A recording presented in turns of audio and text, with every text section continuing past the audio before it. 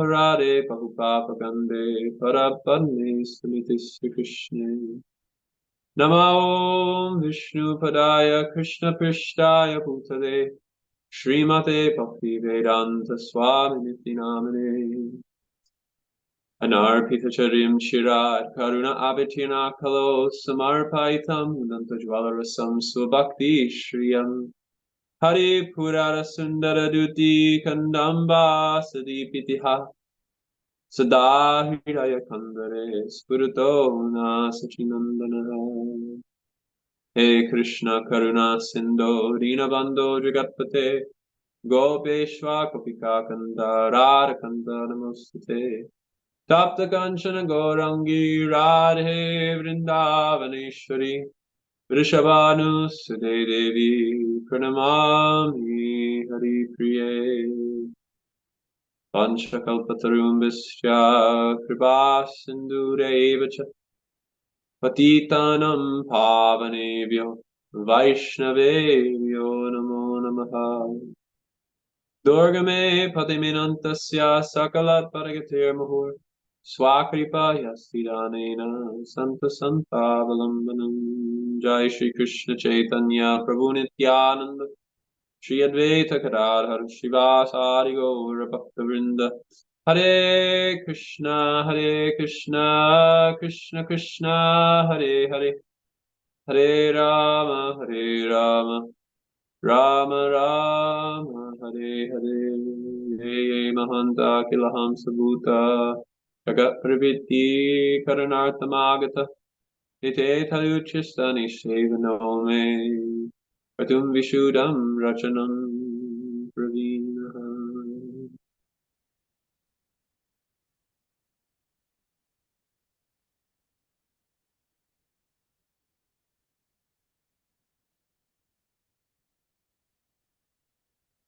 Hare Krishna.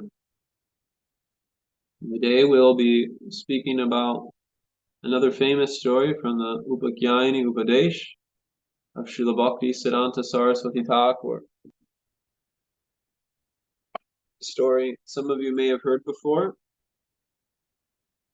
It's relatively famous, but if you haven't heard it, I guarantee you won't ever forget it.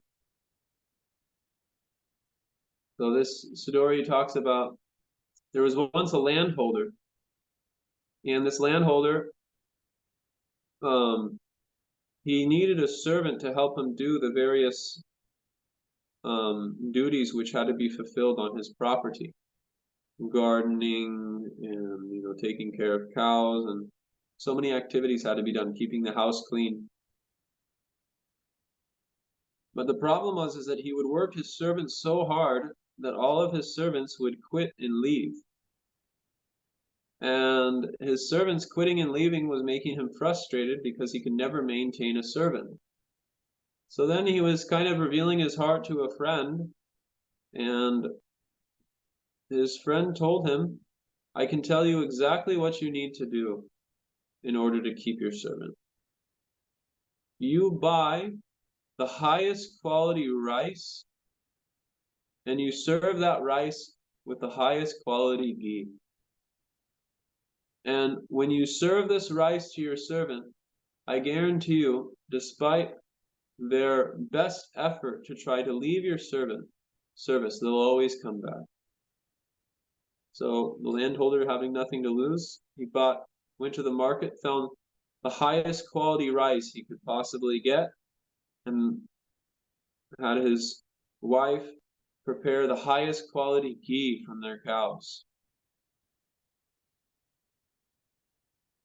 When he made this rice, he hired a servant, and he was feeding his servant this rice every single day, but his servant was feeling he was working too hard. And then right when the servant wanted to quit, he would give him the fine rice and ghee, and the servant wouldn't take off. Then one day the servant said, I've had enough. I'm leaving. I can't take it anymore. So the servant left, and he was gone for 1 day, 2 days. But the whole time he was gone, he couldn't stop thinking about the fine rice and ghee. So then the servant came back, and he said, okay, I'll continue working. And he continued to get his fine rice and ghee. Then one day, the landholder, he saw his friend who made this recommendation, and he went, "All glories to the fine rice and ghee." The story is very, very instructive, and it carries many, many meanings. The meaning which Bhaktisiddhanta Saraswati gave is that the spiritual master works extremely hard to engage the entire world in the service of Krishna. Samsara dhava naralita loka pranaya karuna kanakanatman praptasya kalyana gunanavasya vande guru shri charanarvindam. That the spiritual master is deriving strength from the ocean of mercy and is extinguishing the fire of material existence through their example and through their instructions. And this work of spreading Krishna consciousness and giving everyone the opportunity to take part in the Sankirtan activities of Sri Chaitanya Mahaprabhu is extremely challenging. Tapyanti lokatapena sarvo prayashojana paramaradhanatadi purushai kilatmanaha. That the greatest austerity which one can be performed is that when one accepts voluntary suffering for themselves to give Krishna consciousness to others. But to do that in the age which we currently live is extremely difficult. Why? Kala kalir balada indriya vaili varga. That in Kali Yuga, this time of Kali Yuga has come, and the senses are extremely strong.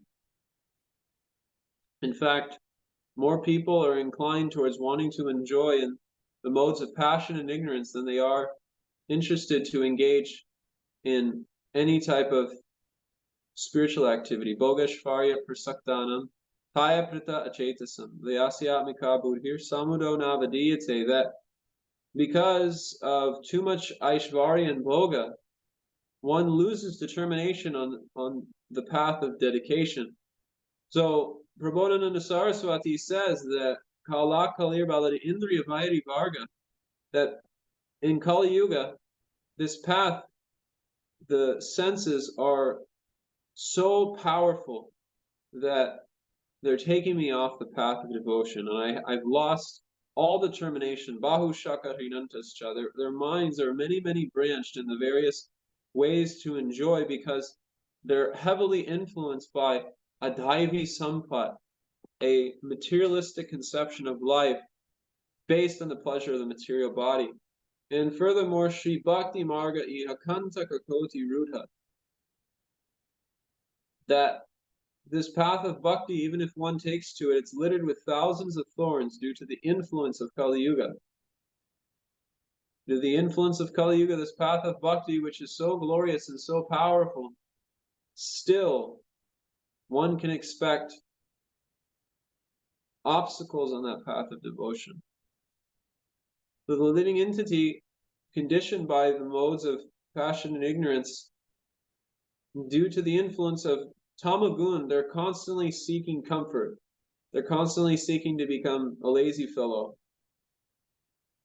And because of this, the spiritual master is constantly taxing his brain on how to engage these poor, lazy Kali Yuga souls in the service of Sri Chaitanya Mahaprabhu. If due to good fortune the living entity develops a desire to want to inquire into the nature of the absolute truth, when they inquire into the nature of that absolute truth, they come in contact with the spiritual master. Brahmanda Brahmite Kona Bhagyavanji, Guru Krishna Prasade Pai, Bhakti Lata Bij. And upon meeting the spiritual master, they become connected to the process of devotional service through the instruction of the spiritual master. Acharyara ye mata se mata sar. That the active principle in spiritual life is the instruction of the spiritual master. This is what activates the conditioned soul. Jeev Jago, Gora Chandra Bole. It's time to wake up, living entity. It's time to wake up. And what are you waking up to? You're waking up to the instruction of the Guru Parampara. So the spiritual master, he shows his mercy through the instructions which he speaks. But those instructions can be very demanding, because the spiritual master, as we find in the life of Srila Prabhupada, takes the most out of the disciple's heart for the service of Krishna. He takes the disciple out of all conceptions of comfort, takes the disciple out of all circumstances of laziness, and makes him fully active in the service of Krishna.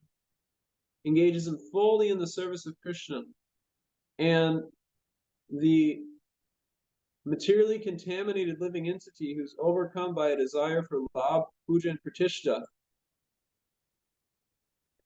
due to a lack of taste for the process of Krishna consciousness, Sat Krishna Nama Charitasa Satapta Vidya, Pipota Papa Rasanasin Rochi Kanu.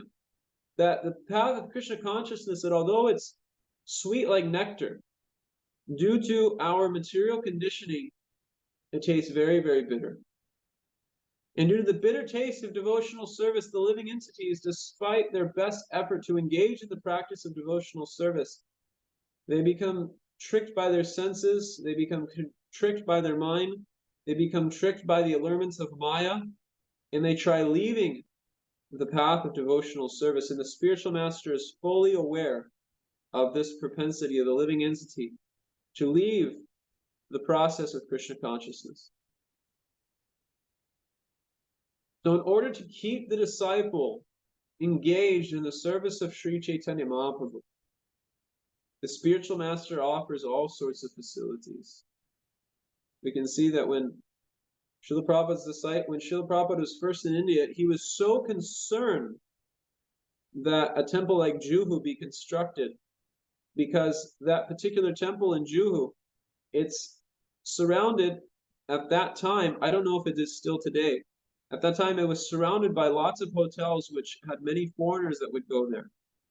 And Srila Prabhupada's vision for temples like Juhu, temples like Vrindavan, temples like Mayapur, was meant to give facility to Western devotees who are not used to the austere conditions of India. And why did Srila Prabhupada tax himself to build these facilities? In order to give shelter and accommodation to Western devotees, because they wouldn't be able to handle the austerity of existing with India. So Srila Prabhupada wanted to see facilities which could accommodate his Western devotees and the level of comfort which they were used to in America. So Srila Prabhupada worked extremely hard and engaged his disciples in really extraordinary service in order to build up these facilities. And this is an example of the fine rice and ghee.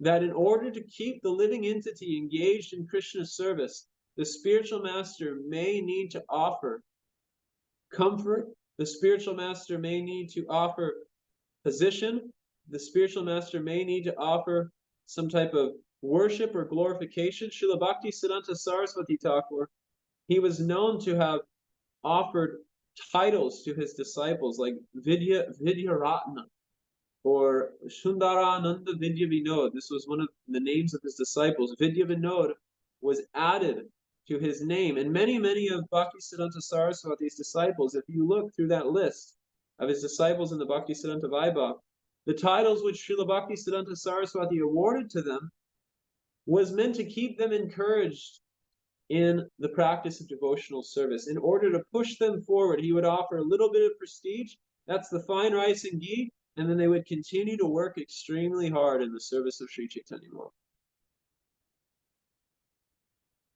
So the spiritual master, this particular pastime, this particular story rather, is meant to glorify the intelligence of the spiritual master as to how he tricks the entire world into the service of Krishna. And by keeping them around in the service of Krishna, the natural byproduct is anartha upasanam sakshat bhakti yogam sadhoksaje lokasya janato vidvams chakri satbhava samhitam. Through staying connected with the process of devotional service, with the process of bhakti yoga, the heart is completely purified of all anarthas. So despite the fact that the spiritual master may offer this token sense gratification in the form of fine rice and ghee, the spiritual master has such faith in the process of devotional service that by just keeping people around, keeping them alive in the service of Sri Chaitanya Mahaprabhu, keeping them alive to the chanting of the holy names of Krishna, that all desires for material wealth, for material prestige, and for material position will be eradicated from the heart systematically by the process of devotional service. Now that's one side of it. Now another side of it is for ourselves as practitioners of devotional service, we should learn to become satisfied not with the material facilities which the spiritual master offers, but as I said earlier, Acharya ye mata se mata sar. We should learn to be satisfied with the active ingredient, the active principle of spiritual life, which is the instruction of the spiritual master. If we learn to be satisfied with that instruction, we learn to be satisfied with that service, then despite the fact there may be unlimited obstacles, despite the fact there may be innumerable impediments or unforeseen circumstances in our service,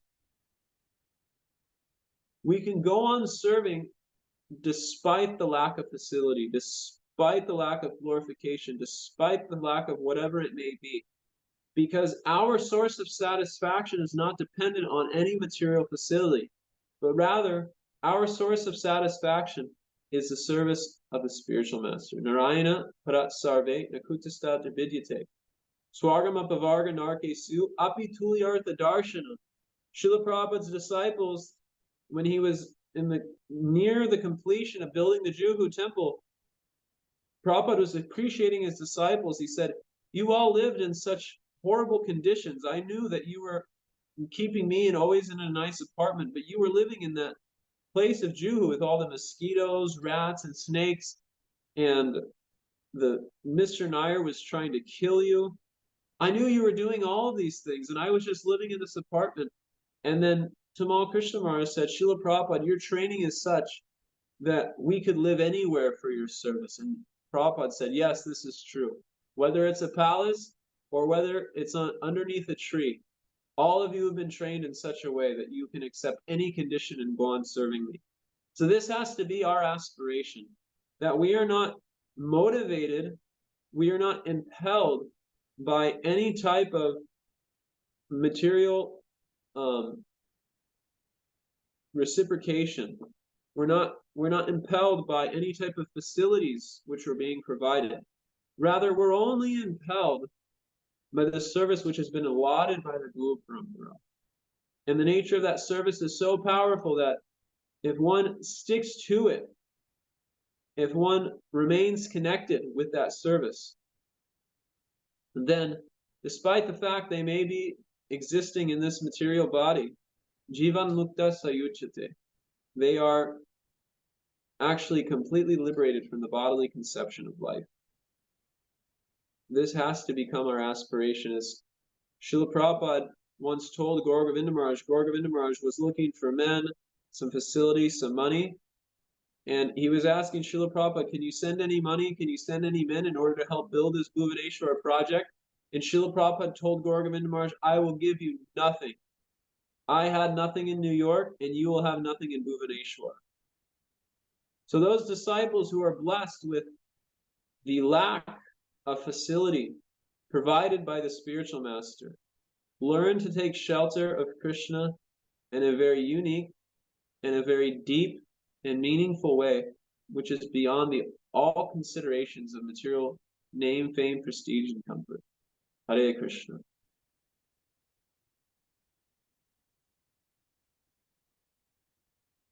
Hare Krishna. Thank you so much, Prabhu. Now we can take reflections or questions we have. 10, 10, 15, 10 more, 15 more minutes. So you would like to share? Okay, so I personally like to the lesson that you drew about the finest rice and ghee.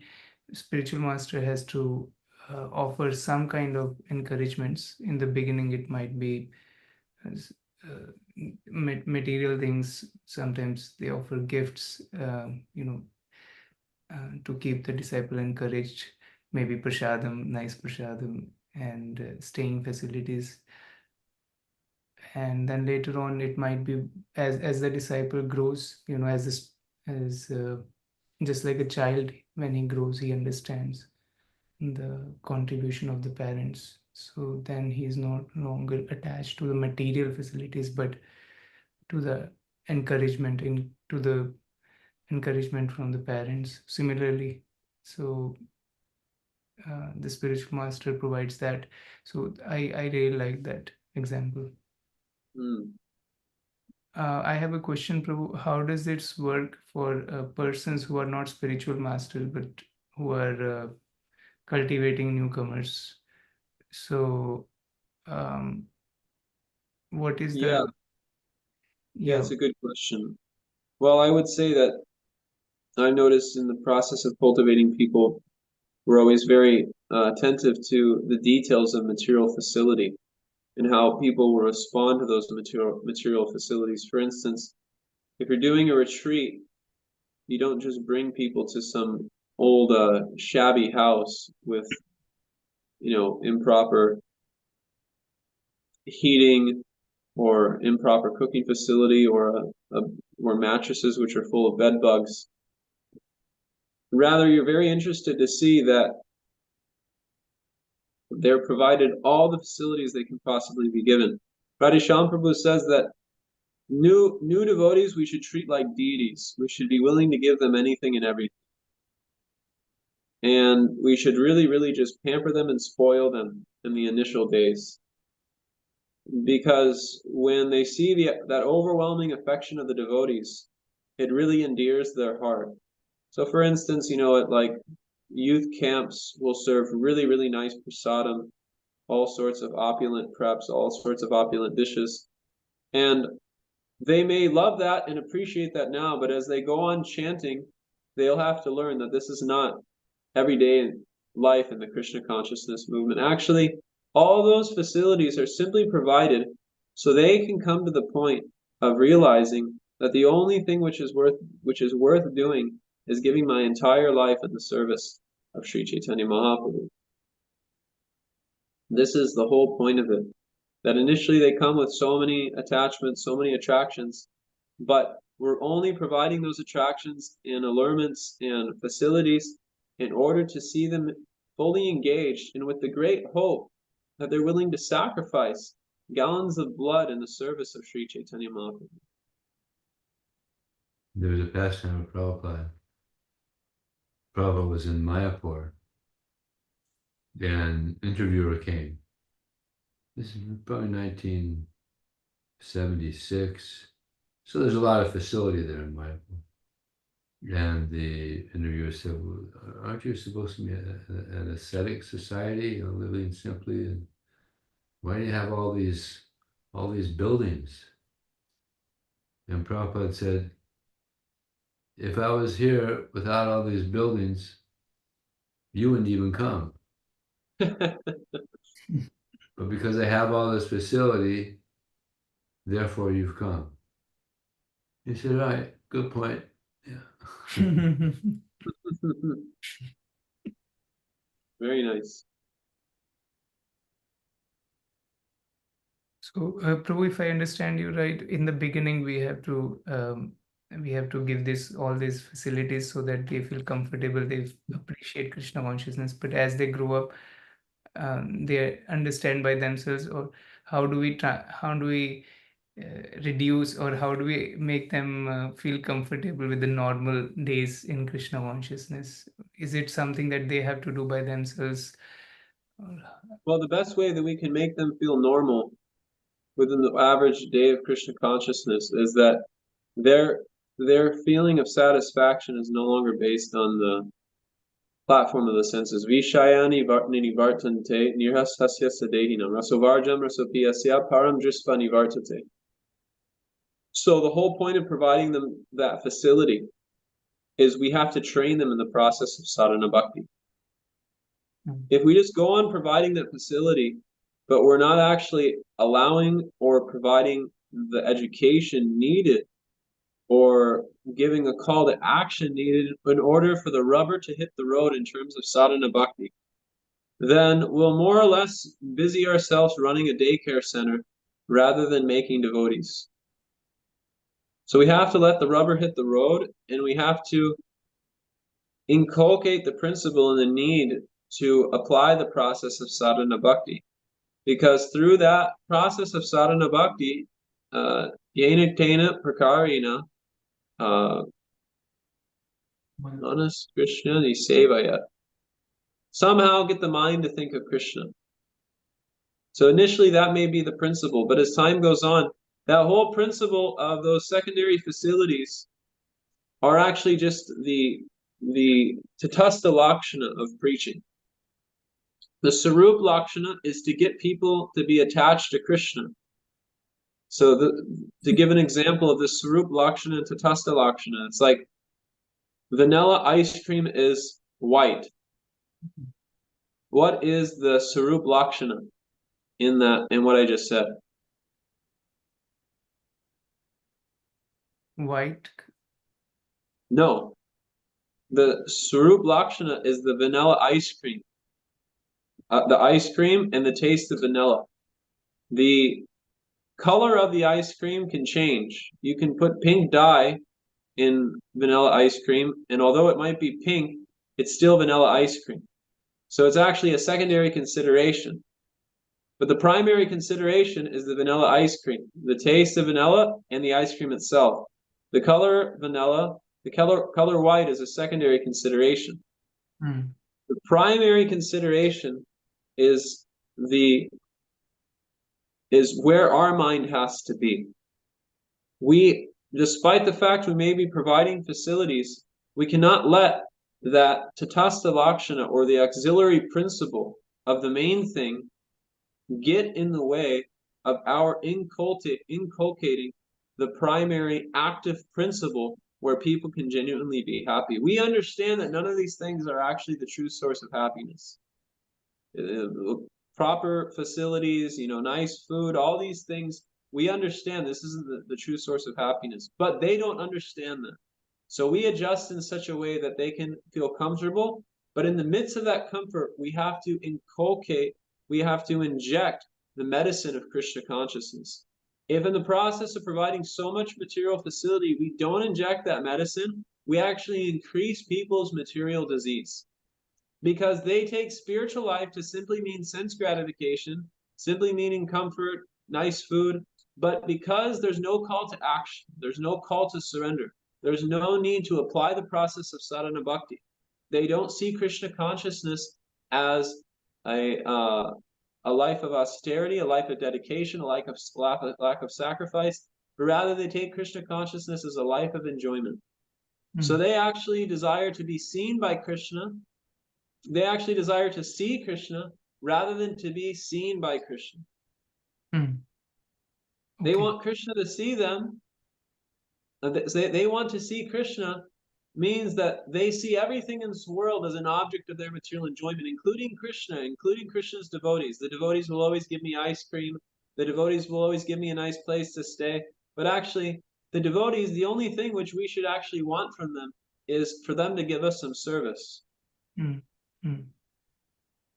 So we always have to see that the primary consideration is the active principle in all of our activities. We are trying to bring people to the point of surrendering to Krishna, which surrendering to Krishna practically means that they are developing an abhiman, they are undergoing a transformation of realizing themselves as a servant of Krishna, of wanting to be of service to Krishna.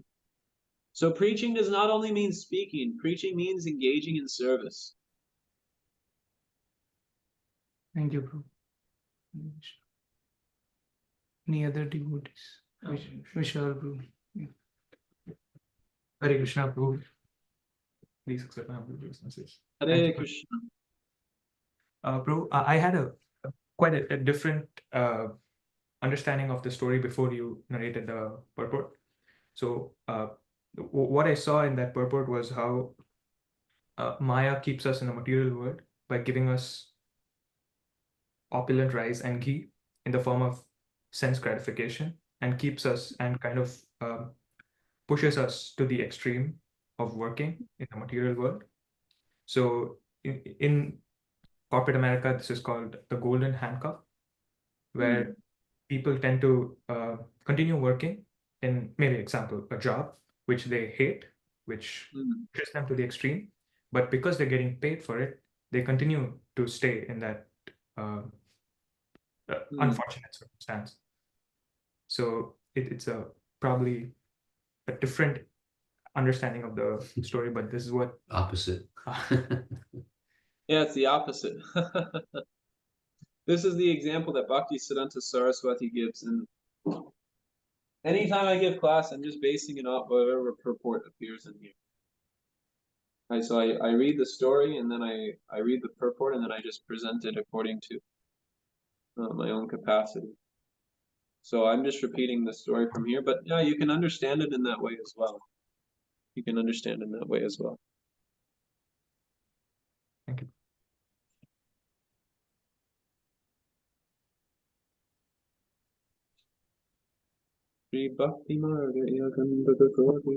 Prabhuji, on a lighter note, like, when you visited us last time, I saw you were also enjoying rice and ghee. Is that like, is that what, Prabhu, like, you also developed taste for that, or how is it, Prabhuji? That's a health consideration. I've been told by an Ayurvedic doctor to take 3 spoonfuls of ghee every single day.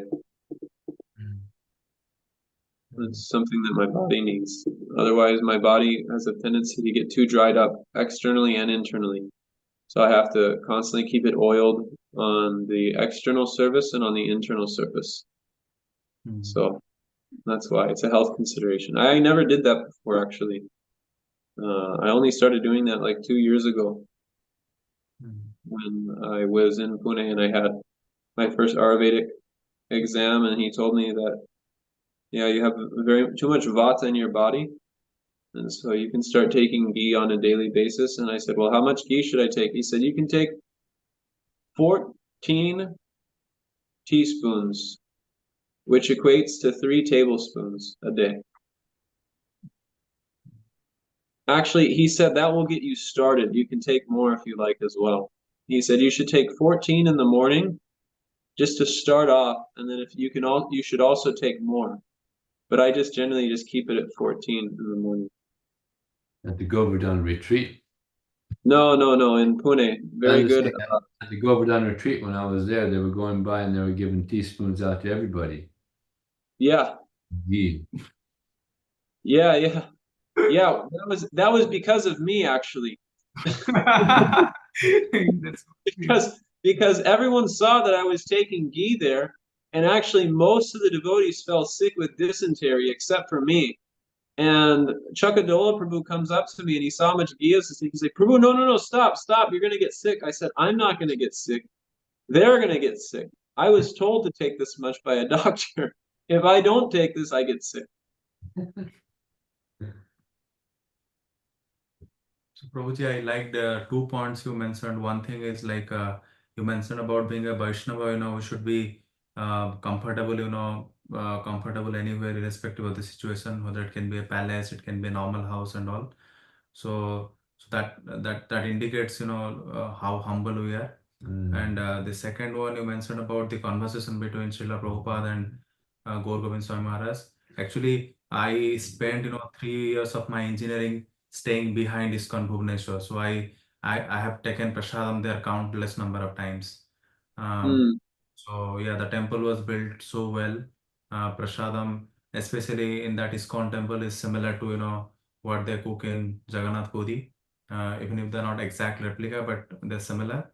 So yeah, and I really like how Prabhupada used to clearly articulate and say it in a straightforward manner. So yeah, thank you so much for sharing that, Prabhupada. Hare Krishna. We have Satwat Prabhu and Adinath Krishna Prabhu online. If you like to reflect or ask any questions, you have a couple of more minutes.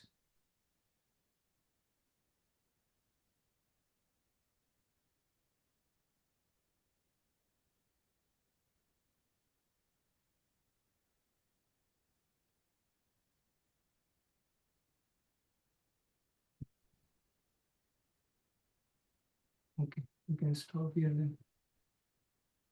Let's thank His Grace Devavrata Prabhu by loudly chanting Hare Krishna Mahamantra. Hare Krishna, Hare Krishna, Krishna Krishna, Hare Hare, Hare Rama, Rama, Rama Rama.